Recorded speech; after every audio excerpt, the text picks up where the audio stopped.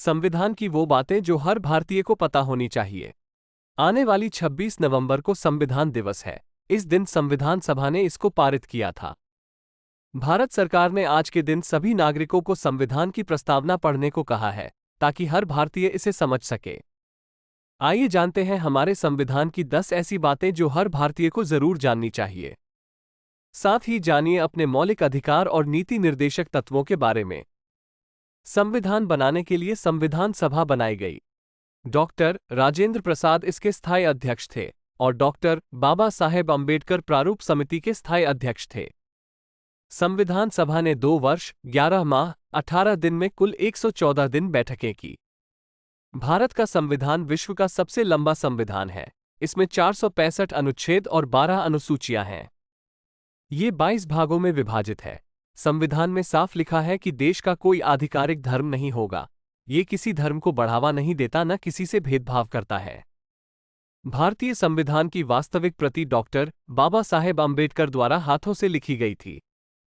इसे italic style में काफी खूबसूरती से लिखा गया था, जबकि हर पन्ने को शांतिनिकेतन के कलाकारों ने सजाया था। हाथों से लिखे संविधान पर 284 संसद सदस्यों ने हस्ताक्षर किया था। इसमें 15 महिला सदस्य थीं। संविधान की आत्मा कहे जाने वाले प्रियम्बल यानी प्रस्तावना को अमेरिकी संविधान से लिया गया है। संविधान में प्रस्तावना की शुरुआत वी द पीपल से होती है। भारतीय संविधान में अब तक 124 बार संशोधन हुआ है। 26 जनवरी 1950 को ही अशोक चक्र को बतौर राष्ट्रीय चिन्ह स्वीकार किया था। संविधान में नागरिकों को दिए गए मौलिक अधिकार। मौलिक अधिकार उन अधिकारों को कहा जाता है जो व्यक्ति के जीवन के लिए मौलिक होने के कारण संविधान द्वारा नागरिकों को प्रदान किए जाते हैं। इनमें राज्य द्वारा हस्तक्षेप नहीं किया जा सकता। क्या है मौलिक अधिकारों का चरित्र? इन अधिकारों को मौलिक इसलिए कहा जाता है क्योंकि इन्हें देश के संविधान में स्थान दिया गया है। संशोधन की प्रक्रिया के अतिरिक्त उनमें कोई बदलाव नहीं हो सकता।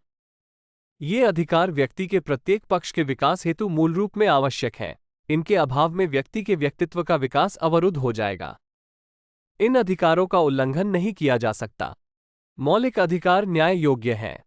मौलिक अधिकारों का वर्गीकरण। भारतीय संविधान में नागरिकों के मौलिक अधिकारों का वर्णन संविधान के तीसरे भाग में अनुच्छेद 12 से 35 तक किया गया है। भारतीय नागरिकों को 6 मौलिक अधिकार मिले हैं। पहला, समानता का अधिकार, अनुच्छेद 14 से 18 तक। दूसरा, स्वतंत्रता का अधिकार, अनुच्छेद 19 से 22 तक। तीसरा, शोषण के विरुद्ध अधिकार, अनुच्छेद 23 से 24 तक। चौथा, धार्मिक स्वतंत्रता का अधिकार, अनुच्छेद 25 से 28 तक।